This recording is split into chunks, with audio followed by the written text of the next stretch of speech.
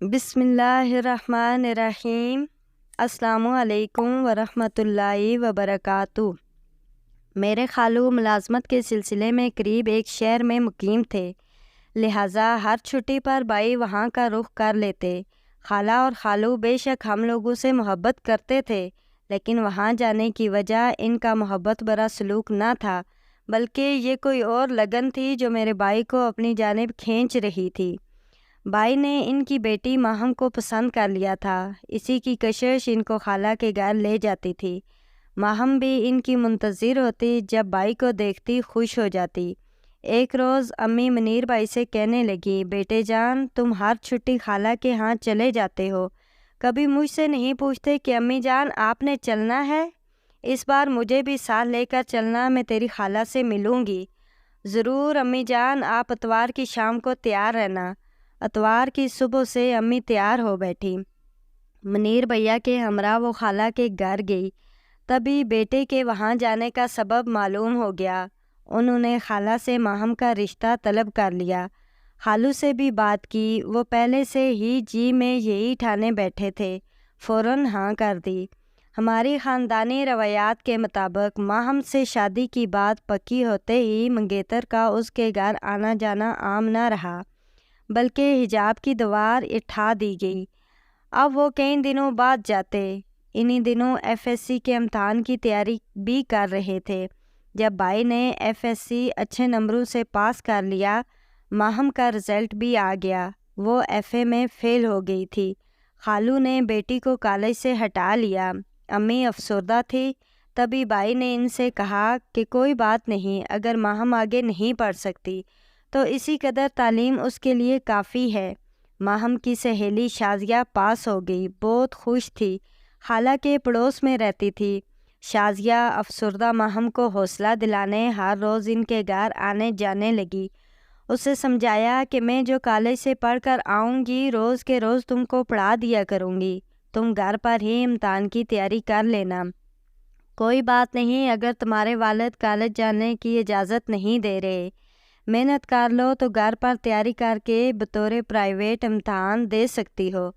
اس طرح اس نے میری کزن کو مایوسی میں امید کی کرن دکھائی تو خالہ اس کی مشکور رہنے لگی۔ ماہم کو پڑھانے کے بہانے اب وہ ہر وقت خالہ کے گھر گھسی رہتی۔ جب بھی منیر بھائی وہاں جاتے، سب سے پہلے ان کا شازیہ سے ہی سامنا ہوتا، لگتا تھا کہ یہ اسی کا گھر ہے۔ ماہم بھی اپنی سہیلی کے ساتھ خوش تھی، تبھی والدین منع نہ کرتے تھے۔ منگنی کے بعد ماہم نے منیر بھائی کے سامنے آنا چھوڑ دیا، لیکن شازیہ آ جاتی، ان سے منگیتر کی باتیں کرنے لگتی۔ ان باتوں کو سن کر میرے بھائی کا دل خوش ہو جاتا، گویا وہ دو محبت بھرے دلوں کے درمیان ایک پیامبر کا کام کرتی تھی۔ کبھی خالہ ادھر ادھر ہوتی تو ان کی آپس میں بات بھی کروا دیا کرتی، یوں وہ میرے بھائی کے لیے بہت اہم ہو گئی۔ کبھی کبھی ماہم خط لکھ کر سہیلی کو دیتی کہ یہ منیر کو دے دو، کہنا کہ جواب لکھ دیں۔ بھائی خط لے لیتے مگر جواب نہ لکھتے، خط کو بھی پڑھ کر اسی وقت پھاڑ دیتے تاکہ بھولے سے بھی یہ خط ماہم کی بدنامی کا باعث نہ بن جائے۔ البتہ جب ماہم سے بات کرنے کا موقع ملتا، خطوط تحریر پر زبانی اس کا شکریہ ادا کرتے۔ یہ سلسلہ سال بھر چلا۔ بھائی کے امتحانات ہو گئے، میرٹ بن گیا، ان کو میڈیکل کالج میں داخلہ مل گیا۔ یہ بات جہاں ہم سب کے لیے باعث مسرت تھی، وہاں ماہم بھی بہت خوش تھی۔ اس نے بھائی کو مبارکباد لکھ بھیجی۔ تاہم میں حیران تھی کہ شازیہ بھی میرے بھائی کی کامیابی پر بہت خوش نظر آتی ہے۔ وہ اب ان کا بہت خیال کرنے لگی۔ ماہم ان کے لیے چائے بناتی، یہ گھر سے بسکٹ، کیک اور کبھی شامی کباب لے آتی۔ ماہم کو اچھا لگتا کہ سہیلی اس کے منگیتر کا اتنا خیال رکھتی ہے۔ وہ سیدھی سادی لڑکی نہیں جانتی تھی کہ ایسے معاملات میں کبھی کبھی سہیلیاں ہی آستین کا سانپ ہوتی ہیں۔ ایک روز شازیہ نے ماہم سے کہا کہ میں نے تمہارے منگیتر کو کسی اور لڑکی کے ساتھ گھومتے پھرتے دیکھا ہے۔ پرسوں ہم پارک میں گھومنے گئے تھے، وہ وہاں لڑکی کے ساتھ آیا ہوا تھا، ہمیں دیکھا تو 9-2 ہو گیا۔ ماہم اپنی سہیلی کے بہکاوے میں آ کر منیر بھائی کو ایک لمبا چوڑا خط لکھ دیا۔ یہ کہ تم بے وفا ہو، لالچی ہو، تم ذلیل انسان ہو، اور اس قسم کی خرافات کہ جس کو پڑھ کر منیر بھائی پریشان ہو گئے۔ خط لا کر مجھ کو پڑھوایا تو میرا بھی سر چکرا گیا۔ سمجھ میں نہ آتا تھا کہ اس نے ایسا کیوں لکھا ہے۔ خط میں ماہم نے یہ بھی لکھ دیا کہ مجھے تمہاری طرف سے کسی جواب کی ضرورت نہیں ہے، اب مجھے خط بھی مت لکھنا۔ غرض کہ اس قدر یقین کے ساتھ خفگی کا اظہار تھا کہ میری ہمت نہ پڑتی تھی ماہم سے بات کروں۔ پھر بھی بھائی کی خاطر بات کرنا پڑی کیونکہ وہ بہت اداس تھے۔ میں ان کے ہمراہ خالہ کے گھر گئی۔ 2.5 گھنٹے کی مسافت تھی۔ خالہ نے سیدھے منہ بات نہ کی۔ شازیہ موجود تھی، اس نے البتہ ہماری آؤ بھگت کی اور مہمان نوازی کرنے لگی تو ہم کو کچھ مورل سپورٹ ملی۔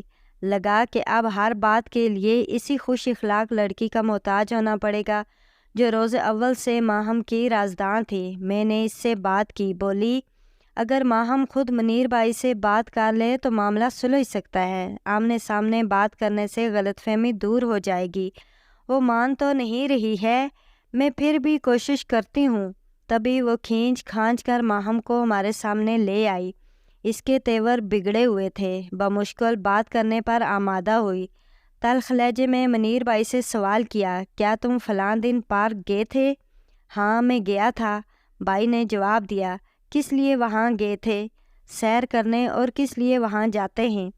کس کے ساتھ گئے تھے؟ ماہم نے ایک اور سوال کر دیا۔ ارے بھائی اپنے دوستوں کے ساتھ گیا تھا، لیکن تم کیوں پوچھ رہی ہو؟ اس پر وہ لال پیلی ہو کر بولی، یہ آپ بکواس نہ کریں اور یہاں سے چلے جائیں فوراً، اب یہاں آنے کی ضرورت نہیں۔ ماہم کیا ہو گیا ہے تمہیں؟ تم ایسی تو نہ تھی، آخر مجھ سے ایسی کون سی غلطی ہو گئی ہے جو تم نے خط میں الٹی سیدھی باتیں لکھ بھیجی ہیں؟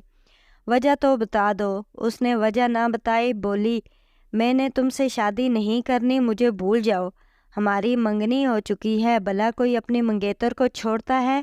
بھائی کا یہ کہنا تھا کہ وہ غصے میں بھر گئی، سختی سے جواب دیا، میری مرضی، نہیں کرتی تم سے شادی، کوئی زبردستی ہے؟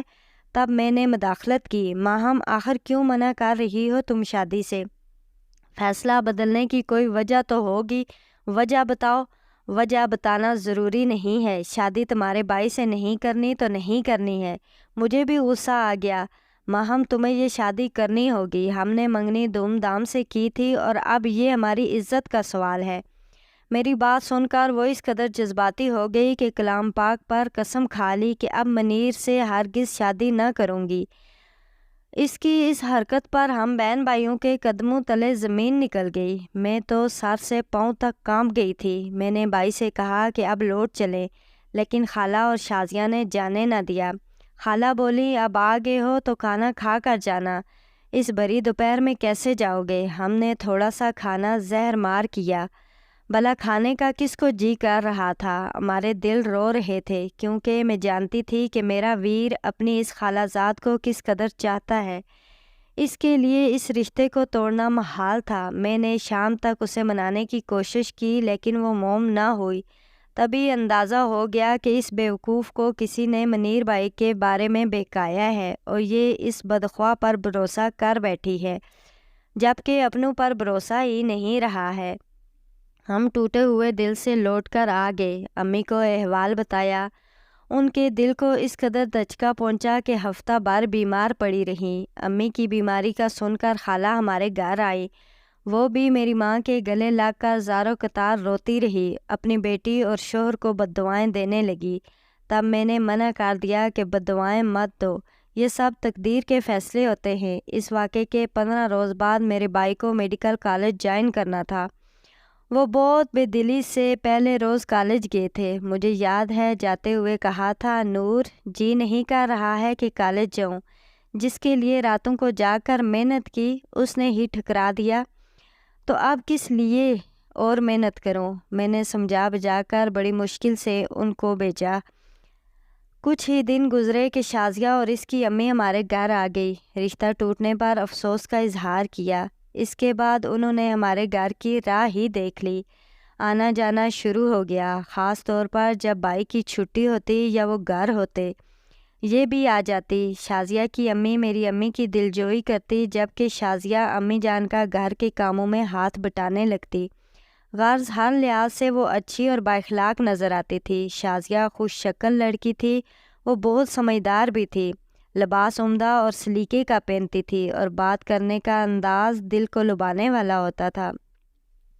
یوں بہت جلد اس نے ہمارے دلوں میں گھر کر لیا۔ ایک دن منیر بھائی لاؤنج میں بیٹھے ٹی وی دیکھ رہے تھے۔ شازیہ میرے کمرے میں آئی، آتے ہی سلام کیا۔ میں نے احوال پوچھا، اس نے مسکرا کر جواب دیا، اللہ تعالیٰ کے کرم سے سب خیریت ہے۔ میں نے ماہم کے بارے میں پوچھا، کہنے لگی میں نے تو اسے کافی سمجھایا، اب بھی وجہ پوچھتی آئی ہوں کہ منگنی کیوں ختم کرائی۔ منیر تو بہت اچھے آدمی ہیں۔ اس پر کہنے لگی کہ میں اب بہت خوش ہوں، مجھے منیر کی یاد نہ آتی ہے اور نہ آئے گی، وہ غلط انسان ہے اور میں اس کو پسند نہیں کرتی، آئندہ میرے سامنے اس کا ذکر بھی مت کرنا۔ یہ باتیں سن کر میرے دل میں اس کے لیے جو محبت باقی تھی وہ بھی جاتی رہی۔ امی جان نے ایک دن مجھے کہا، شازیہ کیسی ہے؟ مجھے تو پسند ہے، بھائی جان سے اور پوچھ لیں۔ ہاں پوچھ لیتی ہوں، مجھے اس میں کوئی نقص نظر نہیں آتا، البتہ خوبیاں دکھائی دیتی ہیں۔ اس کو بہو بنانے کا سوچ رہی ہوں۔ میں بھی اپنے بھائی کو خوش دیکھنا چاہتی تھی، ایسی کوئی لڑکی بھابھی کے روپ میں لانا چاہتی تھی جس میں میرے بھائی کے ٹوٹے ہوئے دل کو جوڑنے کی صلاحیت ہو۔ کسی انجانی لڑکی سے مجھ کو شازیہ بہتر نظر آئی، جس سے ہم لوگ کافی مانوس بھی ہو گئے تھے۔ تاہم ایسا محسوس ہوتا تھا کہ شازیہ کے دھیان میں بھائی کے بارے میں ایسا کوئی خواب نہیں ہے، کیونکہ وہ بڑے کھلے دل میرے بھائی کو بھائی بھائی کہتے نہ تھکتی تھی، یوں ظاہر کرتی جیسے اس کو اندازہ نہ ہو کہ ہم اس کو اپنے گھر کی بہو بنانے کا سوچے بیٹھے ہیں۔ امی نے بیٹے سے پوچھا تو انہوں نے جواب دیا کہ ماہم کے بعد سب ہی لڑکیاں اب تو میرے لیے ایک جیسی ہیں، آپ جس کو بھی پسند کر لیں گی مجھے قبول ہوگی۔ کافی سوچ بچار کے بعد امی جان نے شازیہ کا انتخاب کر لیا۔ منگنی توڑنے کے اعلان کے بعد خالو جان سے امی اور ابو بہت خفا تھے، تبھی ہم لوگ ان کے گھر نہیں جاتے تھے۔ ہمیں نہیں معلوم تھا کہ ان دنوں وہ کس حال میں ہیں۔ جو خبریں ہم کو شازیہ اور اس کی والدہ کی معرفت ملتی تھی ان پر یقین کر لیا کرتے تھے۔ شازیہ سے میرے بھائی کا رشتہ پکا ہو گیا۔ وہ دن بھی آ گیا جب شادی کے کارڈ چھپ کر آ گئے۔ جب کارڈ خالہ اور خالو کو ملا وہ حیران رہ گئے کہ یہ کیا ہو گیا ہے اور کیسے ہو گیا ہے۔ اب ماہم کے ذہن میں یہ بات آئی کہ مجھ کو منیر کے ساتھ شادی سے منع کرنے والی خود اس کے ساتھ کیسے شادی کر رہی ہے؟ اگر وہ برا تھا تو میری سہیلی اور اس کی ماں نے اس کو کیسے قبول کر لیا؟ وہ سمجھ گئی کہ اس کی سہیلی نے اس کے ساتھ بڑی گہری چال چلی ہے۔ یہ باور کروا کہ منیر اکثر ریسٹ ہاؤس بک کراتا ہے اور اپنی ایک دوست لڑکی کے ساتھ وہاں 2 اور کبھی 3 دن بھی گزارتا ہے۔ نہ جانے کیا کچھ شازیہ اس کو من گڑت کہانیاں سنایا کرتی تھی، مگر قسمیں دے کر سختی سے منع بھی کرتی تھی کہ میرا نام نہیں لینا، کہ میں منیر کی بے راہ روی سے متعلق راز تم کو بتاتی ہوں، ورنہ بات کھلے گی تو میرا نام بھی ظاہر ہو جائے گا، میرے والدین مجھ کو بہت ڈانٹ ڈپٹ کریں گے، تمہارے گھر آنے اور تم سے ملنے کو بھی پابندی لگا دیں گے اور ہماری دوستی ختم کرا دیں گے۔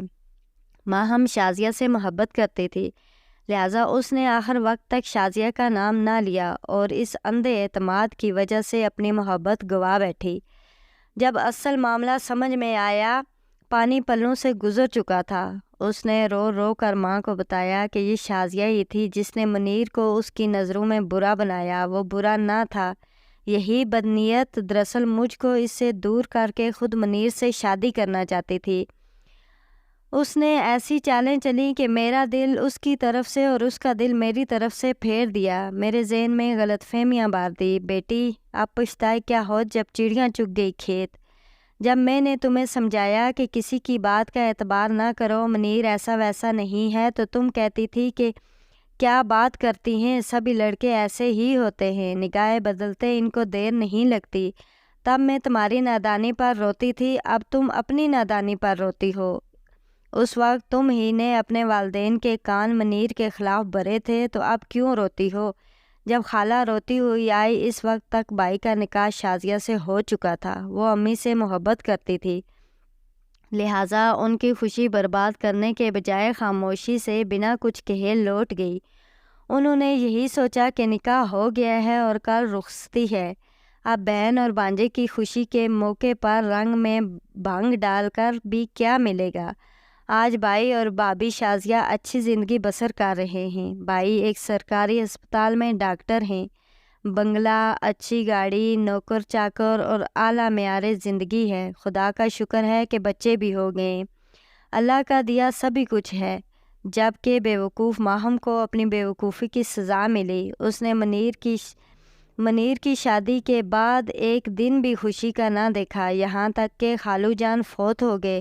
وفات سے 1 ماہ قبل خالہ نے ماہم کی شادی اپنے بھتیجے سے کر دی تھی، جو ان دنوں FA کا طالب علم تھا۔ وہ نالائق لڑکا FA بھی مکمل نہ کر سکا، میٹرک پاس رہ گیا، اس کو کہیں ڈنگ کی نوکری نہ ملی، یہاں تک کہ خالو جان اس جہاں سے چل بسے۔ آج کل ماہم کا شوہر ایک محلے میں چپڑاسی لگا ہوا ہے، جبکہ بھائی اور بھابھی کے بچے اعلیٰ سکولوں میں تعلیم حاصل کر رہے ہیں۔ افسوس کہ ماہم کے بچوں کو سرکاری سکول تک میسر نہیں ہے، تو یہ ہے اپنی اپنی قسمت، مگر انسان کی عقل کا بھی اس کی زندگی بنانے میں بڑا عمل دخل ہے، اس بات کو نظر انداز نہیں کیا جا سکتا۔ اس طرح کی مزید دلچسپ کہانیاں دیکھنے اور سننے کے لیے ہمارے چینل کو سبسکرائب کریں، ویڈیو کو لائک اور شیئر کریں۔ شکریہ۔